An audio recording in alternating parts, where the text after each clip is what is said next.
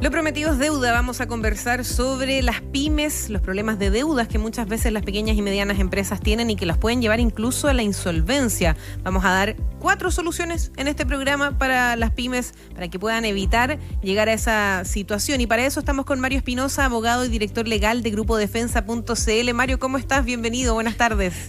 Hola Piedad, bienvenida tú. Aprovecho de enviarte un gran saludo por esta nueva era, como tú decías, del programa de Te Escucha. Estamos felices de poder compartir el programa contigo. Ya lo habíamos hecho en alguna oportunidad anterior, pero ahora ya de manera permanente. Así que muchas gracias por estar con nosotros, acompañarnos, y esperamos seguir siendo un programa que acerque un poco estos temas legales a las personas. Eso sin duda, y por supuesto con el mérito de ustedes, de los expertos de Grupo Defensa, porque además ya, lo decíamos, 7 años tiene este programa, sí, con peras y manzanas. Ya estamos pero completamente preparados para explicar muchas cosas que son a veces complejas de comprender, de entender. Y de hecho, aprovecho desde ya recordarles que todos los capítulos de ADN Te Escucha quedan disponibles en el canal de YouTube de Grupo Defensa.cl y también en Spotify como ADN Te Escucha, para que los busquen quienes estén con dudas o hayan escuchado este programa o alguno anterior y hayan preferido escucharlo con más paciencia, tomar apuntes, por ejemplo,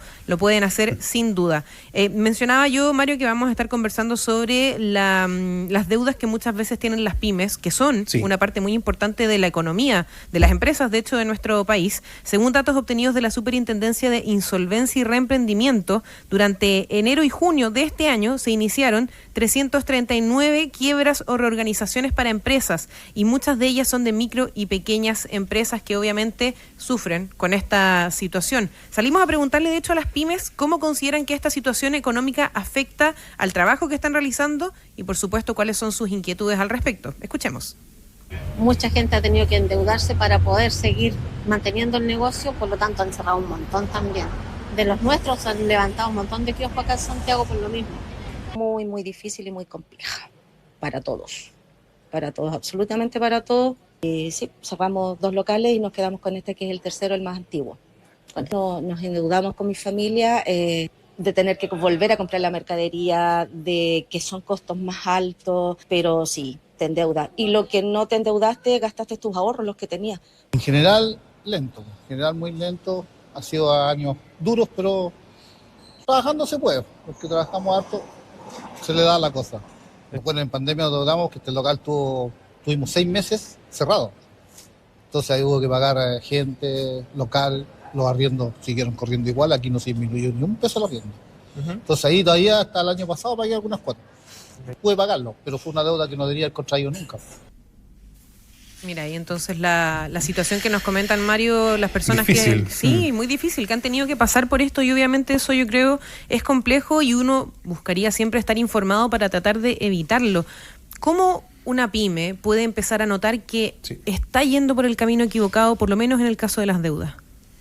Sí, mira, la verdad es que, bueno, del testimonio de nuestros auditores, y muchas gracias por eso, podemos darnos cuenta, por supuesto, que la situación está compleja, y ya algunos de ellos adelantaban un poco estas señales, ¿verdad?, de insolvencia, o que bien estás iniciando un camino hacia la insolvencia, y que son bastante claras. ¿Y cuál es el problema? Que a veces estamos tan enfocados en producir, en gestionar nuestro negocio, que estamos un poco no tan conscientes ni atentos a estas señales. Pero si cuando nuestros auditores las escuchen, se van a ir dando cuenta que es muy sencillo poder identificarlas, y probablemente muchos de ellos ya las están viviendo o las han vivido. Por de pronto, siempre este bicicleteo, ¿verdad? De, por ejemplo, poder pagar a proveedores con cheques a fecha, o bien si tienes la necesidad de liquidez, vas a factorizar documentos, o recurres a sociedades de garantía recíproca, acceder al mercado de financiamiento informal cuando tú ya estás moroso en el sistema, o bien declarar las cotizaciones previsionales y no pagarlas. Lo mismo ocurre con el impuesto y postergar el impuesto, y ya también muchas veces ocurre que por la falta de financiamiento y restricciones que hay al financiamiento por parte del mercado formal del crédito, tenemos que tomar créditos personales para poder inyectarlo como capital de trabajo a la empresa. Entonces, si tú te das cuenta, son situaciones muy específicas burocráticas que son propias de una gestión que por parte de las pymes que se ven afectadas por la falta de caja. Las empresas en general no quiebran o no caen en insolvencia porque prestan un mal servicio o no tienen venta, no tienen ingresos, no tienen clientes, sino que es por falta de caja, derivado desde actividad económica, derivada de las postergaciones de pago por parte de clientes o proveedores. Hay una serie de circunstancias también que inciden en esta falta de caja, y eso se manifiesta en algunas de estas señales. Sí, insisto, el problema no es que no existan soluciones, sino que muchas veces no estamos muy atentos a estas señales, que de identificarlas temprano y de tomar decisiones temprano hace mucha diferencia respecto al rumbo que puede tomar tu pyme. Sí, eso es una preocupación, yo creo, para muchos. Y por eso vamos a hablar de estas 4 soluciones, las vamos a ir revisando una a una, por nombrarlas, para partir quizás con la más desconocida, creo yo. Tenemos la reorganización simplificada, la renegociación extrajudicial, la liquidación voluntaria y el estatuto PYME. El estatuto PYME es donde las pymes pueden recibir un apoyo de un asesor económico de insolvencia. ¿En qué consiste eso, Mario?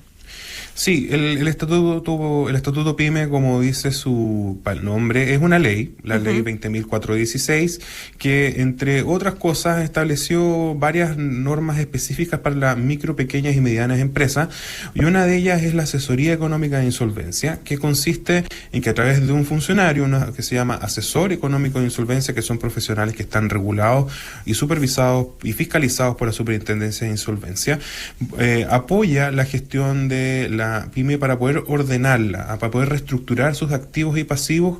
¿Para qué? Para que puedan salir de su estado de insolvencia, ya sea llegando a acuerdos de pago con sus acreedores, o bien, si es que se determina que la empresa no es viable, poder preparar una futura reorganización en el caso que sea viable, o una quiebra o liquidación en el caso de que la empresa sea inviable. Así que es una buena alternativa para que podamos preparar un camino. O sea, primero buscar una solución a través de esta asesoría, y si no es así, preparar una futura reorganización o liquidación, si es que esa es una solución que es un poco mayor. ¿Cuál es el beneficio que tiene el estatuto PYME o esta ley 20.416, que establece una protección financiera, que durante 90 días te entregan un certificado de asesoría económica de insolvencia, y durante 90 días no te pueden embargar, no te pueden rematar bienes, no pueden presentar demandas en tu contra, y por lo tanto enfrentas este proceso con esa tranquilidad, de poder en el fondo este paraguas que impide que se generen efectos patrimoniales producto de las deudas para las empresas que están en insolvencia, y te permite entonces llevar este proceso tranquilo, enfocado en soluciones, enfocado en reestructurar tu empresa para poder así salvarla, o bien, si es que no hay ninguna forma de hacerlo, preparar una futura quiebra. Claro, y esa es una de las posibilidades, podríamos decir. Esa es una de las posibilidades. Claro, sí. Así es. Tenemos varias soluciones, ya lo decíamos, 4 por lo menos, pero ¿cuándo? Vamos a hablar de todas, pero de todas formas, ¿cuándo a una pyme le conviene recurrir a este estatuto PYME? Yo diría que esta es una primera solución. Yo creo que esta es la primera a la que yo debiera recurrir si es que mi estado de insolvencia no es de por sí ya insuperable. Por ejemplo, cuando yo estoy recién entrando a una etapa de morosidad, o todavía estoy al día, pero yo ya estoy con estas señales que hablábamos recién, que son muy claras, de declarar y no pagar cotizaciones, postergar impuestos, utilizar factoring de manera frecuente, préstamos personales para la empresa, una serie de situaciones, pero que aún estoy al día. Esto puede ser una primera solución a mi situación de insolvencia, ya, porque no exige que tenga demandas vigentes, no exige que estés ya con embargos ni nada por el estilo, sino que exige estar en un estado de insolvencia, que en general es que lo que yo gano, lo que yo genero como resultado de mi negocio no me alcanza para pagar mis deudas, y por lo tanto desde ese momento, teniendo la calidad de micro, pequeña y mediana empresa, yo pudiera recurrir a esta figura de la asesoría económica de insolvencia. Claro, del estatuto PYME. Otra de las soluciones que habíamos mencionado es la de reorganización simplificada, que también es una ley, o sea, está contemplado dentro de la ley de insolvencia y reemprendimiento. ¿En qué consiste esta solución, este formato? Sí, esto es un procedimiento que es específico para micro y pequeñas empresas y efectivamente está establecida en la ley de insolvencia, insisto, para micro y pequeñas empresas. ¿Quiénes son las micro y pequeñas empresas? Aquellas que venden desde 0 hasta 25.000 UF anuales. En las micros es de 0 a 2.400, las pequeñas empresas son desde 2.400 a 25.000 UF anuales. ¿Y qué es lo que busca la reorganización? Busca poder salvar tu pyme, ¿ya? Porque con la reorganización las empresas siguen funcionando, siguen existiendo, solo que de una manera reestructurada. Esa reestructuración puede ir por el lado de rebajar costos, de nuevas líneas de negocio y lo más importante, reestructurar tus deudas a través de un nuevo acuerdo de pago con tus acreedores.